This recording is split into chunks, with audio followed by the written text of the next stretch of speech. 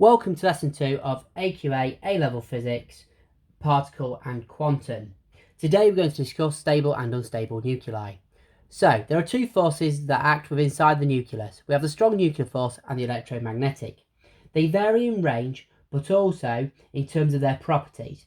I'm about to show you a graph, and we need to know this graph. We need to be able to draw it, describe it, and explain. So, our two forces that act inside the nucleus. We have the electrostatic force, which is effectively Coulomb's law. We can see this with the blue line. This electrostatic repulsion is always repulsive. When nucleons are close together, it is stronger and gets weaker as we separate, as we get further away from those nucleons, as you can see from here. However, the strong nuclear force is different. It's first of all repulsive and then attractive. For a stable nuclei, this electrostatic force and this strong nuclear force have to balance. When they don't, then you get an unstable nuclei. First of all, it has to be repulsive. So let's think about two protons. We want to hold them together, but if it's always attractive, it's going to push these protons together. So it remains repulsive so that they don't split apart, but they don't fuse and join together effectively. However, this happens to around 0.5 femtometers. After this, it then becomes attractive because we want to keep our nucleons together. Now, it's attractive from between about 0.5 femtometers to about 3, but often quoted to 4 sometimes, and that keeps our nucleus together. So we have our electromagnetic or electrostatic, which is always repulsive. And this weakens with distance. However, our strong nuclear force is repulsive from 0 to 0.5 femtometers and attractive from 0.5 femtometers to about 3/4 femtometers. AQA's guidance is about 3 femtometers, but you will see a variation in textbooks.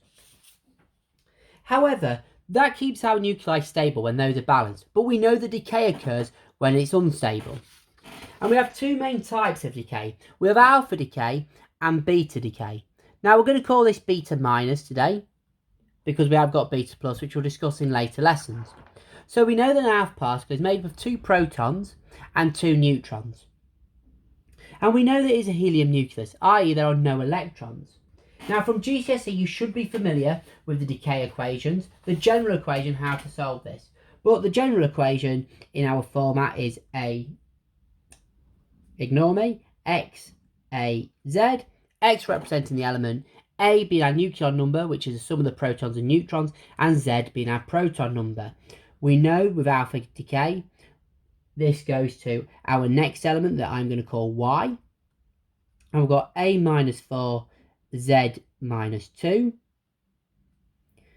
plus an alpha particle, which is 4,2, that may be represented as a helium nucleus sometimes. So here is an example. We've got uranium 238 and this 92 protons, and that undergoes alpha emission. And we need to solve what's going to happen here. Well, 238 take 4 is 234. 92 take 2 is 90. We get thorium.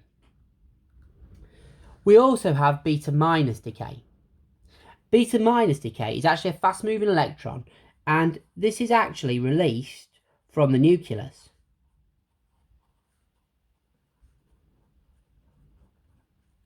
Now, for this to happen in beta minus, a neutron changes into a proton.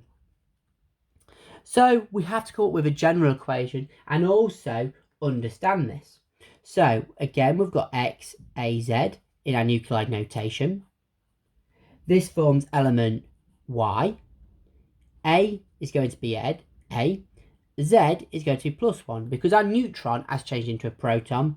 And then we're also going to release our beta minus particle.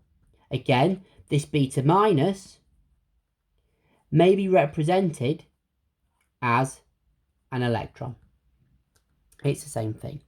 Now at GCSE, that's fine. However, this is not entirely correct at A level. Because Wolfgang Pauli discovered that these electrons had different kinetic energies, where in reality they should have all been the same. Now we know from GCSE that energy has to be conserved. It can only be transferred from one form to another. He had some missing kinetic energy, so he deduced that there must be a missing particle, and that missing particle is the anti-electron neutrino. So this actually becomes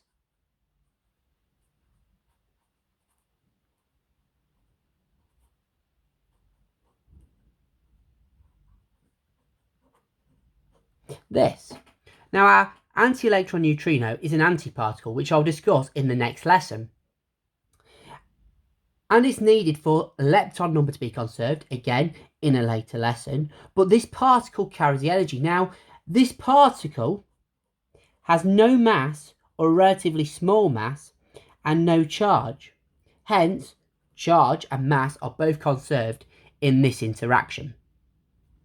But this carries a missing kinetic energy and makes sure that the conservation of energy carries on and can be met effectively. Now, an example of this may be Potassium-40 Decays, and we know we have our beta minus particle, and we're going to put anti-electron neutrino in here, and we need to work out what this is.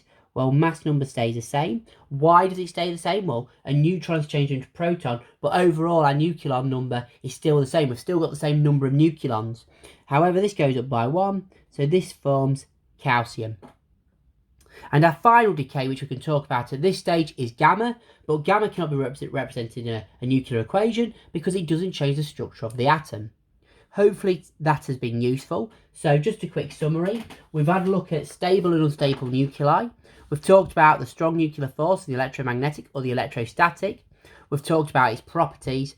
And then we've had a look at the decays of alpha and beta. And we've introduced the anti-electron neutrino for showing that energy is conserved, and that was hypothesized by Wolfgang Pauli.